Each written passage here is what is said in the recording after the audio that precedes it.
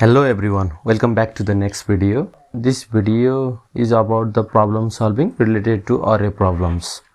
Okay, so first question to solve is, our first problem is we have to print out this type of number 1010 alternately 1 and 0 up to 20 times. So this is our first problem to solve, and we are going to solve this using a array. So what we are going to do is we will create an array that can hold up to 20 members. Okay, and we will fill the array in such a way that if we look at the indices, odd index position are filled with 1 and even index position are filled with 0 about 20 times.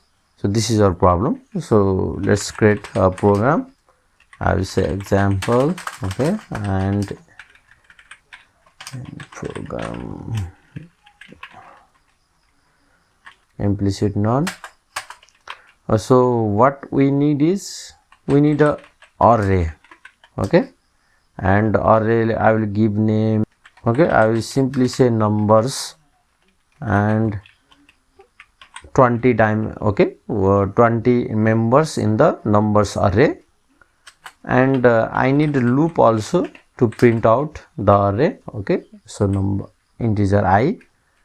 Now what I am going to do is I will create a loop to go from 1 to 20.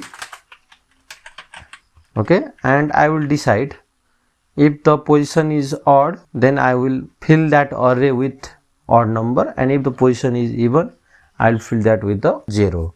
So for that, if any number divided by 2 gives remainder 0, then that is even, and if any number divided by 2 gives remainder 1, that is odd. So that is the main way to distinguish odd and even. So we are going to use that. So if condition, we have to use if syntax. Okay, so if and bracket, and in that inside we have to give a condition, and the condition to find the remainder is mode. Mode is the intrinsic function, and inside we have to give two parameters, two arguments. First the number to be divided and the number to be divided by. So if mode of I2 is 0, so what does this mean is mode gives the remainder. Okay, remainder when I position is divided by 2, and if that remainder is 0, then we can say that is even.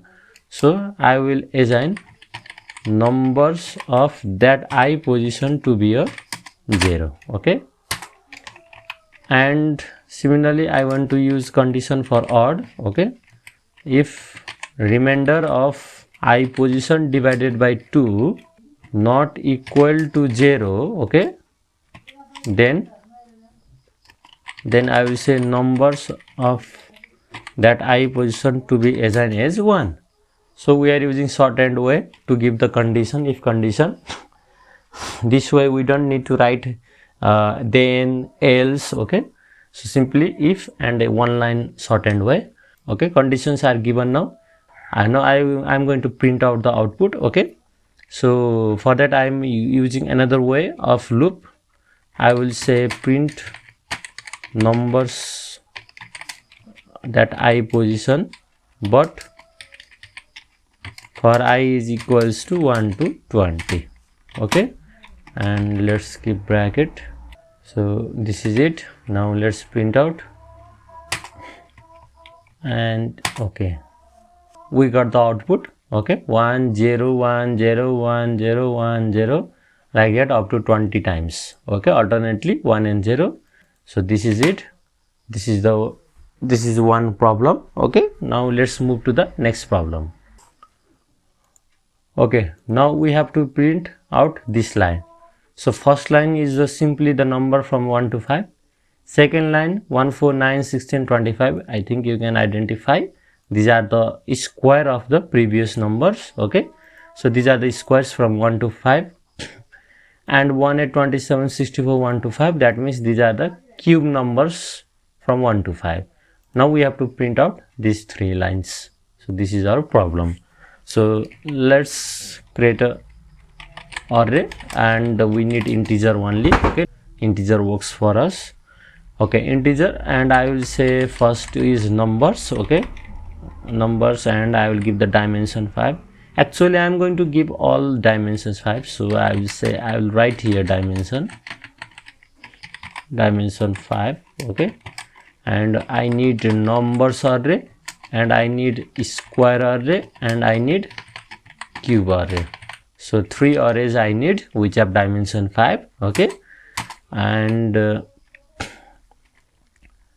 I need one integer variable for the loop, so I will say I. Okay, now I will say do I equals to 1 to 5. I will go from 1 to 5 because that is the size, or you can say, or you can use the size intrinsic function of that array. Okay, but let's directly give 5, we know the size, and do, and I want to assign numbers of that I position to be simply I. Okay, because I goes from 1 to 5 and I want to assign 1 to 5 to the numbers array. Okay, and I want to assign square array to be square of 1 to 5, so I will say I square. Okay, and I want to say cube of that I position to be I and to the power 3. So assigning is completed. Now I have to print out. Okay, so I will print out, first I will print out the numbers simply from I is equals to 1 to 5.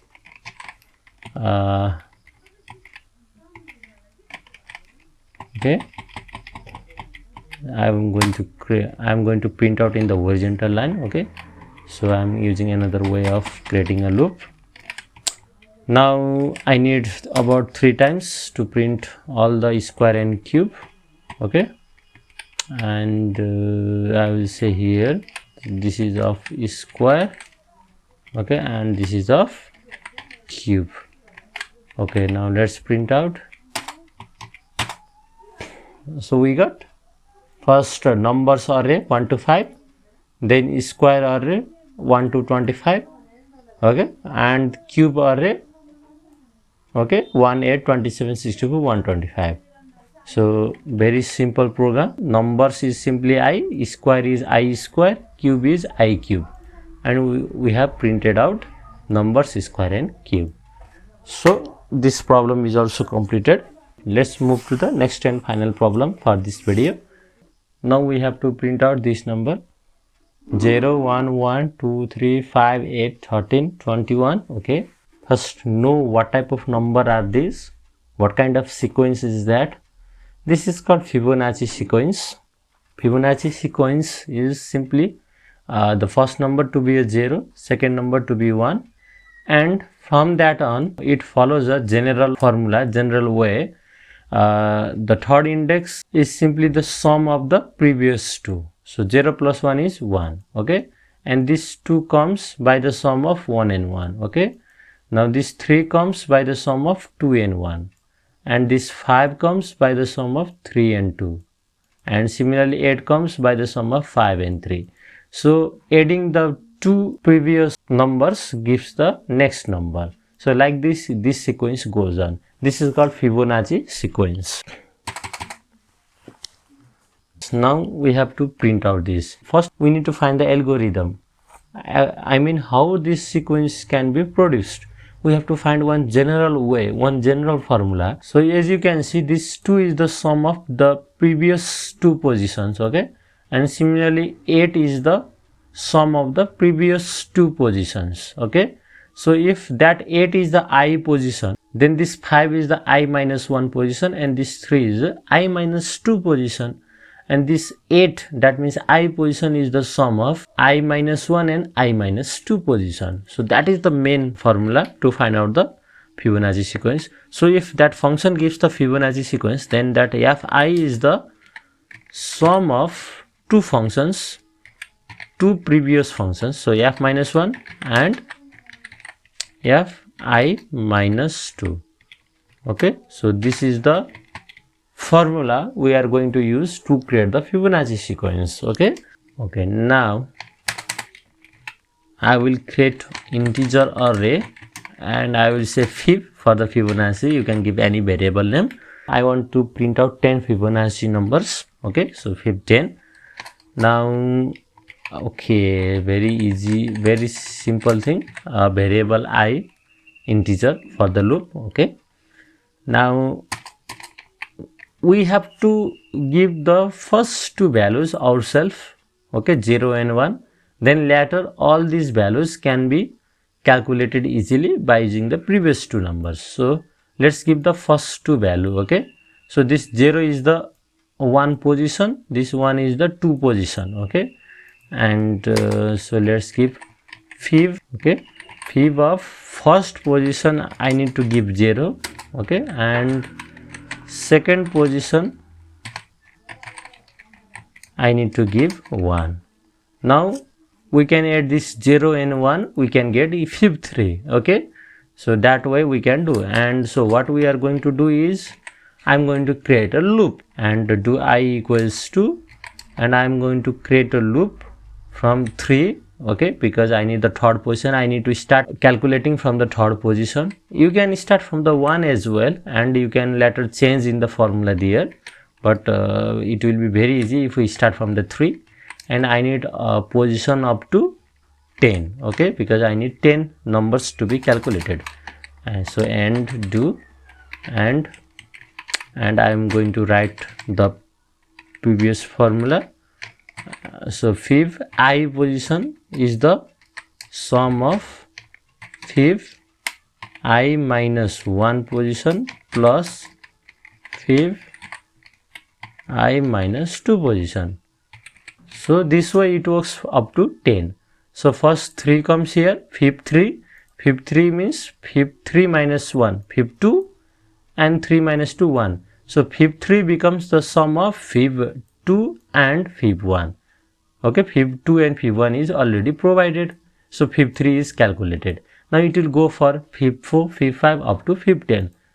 And now let's print out the Fibonacci sequence. Simply print, and I will say print what to print, fib I. Okay, but I is to be go from, now I want to print out all the 10 Fibonacci numbers, so I will say 1 to 10. Okay, so we got the Fibonacci sequence. First 0, second 1, 0 plus 1, 1. Okay, you can check 13 plus 8, 21, 5 plus 3, 8. So this way we can create the Fibonacci sequence up to our desired number. Or you can use read statement to find out the value of this array size, and you can allocate that array size. Let me show you that way of allocating. I have to give the because dimension is unknown for us, so I'll give 1 colon, and that should be allocatable. So allocatable. Now we don't need to give here dimension because we don't know that. Okay, and first we will ask from the user. Okay, so I will say enter the size of Fibonacci sequence. So I want user to input the size of the and I want to read as a fib size. Okay, I will say fib size. Everything should be defined. Okay, every variable we use in the program should be already defined in the declaration. So fib size should be declared there. Okay, and when we get the fib size, I want to allocate fib with fib size. So allocating is completed, and all follows is similar. And at last I have to deallocate also to free out memory, and I will say array, give array name. And here I don't know the size of that, I don't know the 10, that can be any number given by the user. So I will say I will use one intrinsic function, that is the size of fib. Okay, and or you can directly write fib size doesn't matter, and I will say here, okay, I will use the same integer function of fib. So okay, I think it is completed now.